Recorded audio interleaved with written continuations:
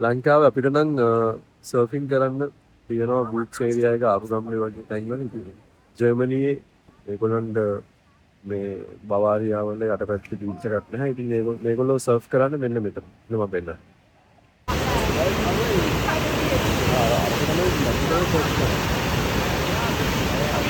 මේ අර අපේ මැද්දේ මෙතන වෙන අර වතුර පාර උඩට යන මැද්දේ සර්ෆ් කරනවා.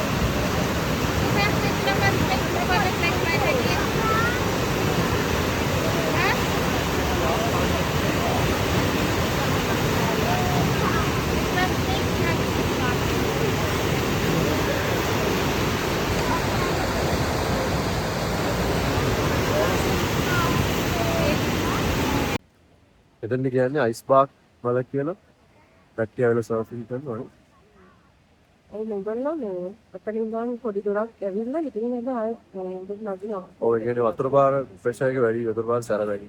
ඒකට ඉතින් බීච් එකක් නැහැ. ඉතින් මේ වගේ තැන් වල තමයි සර්ෆින් කරන්නේ.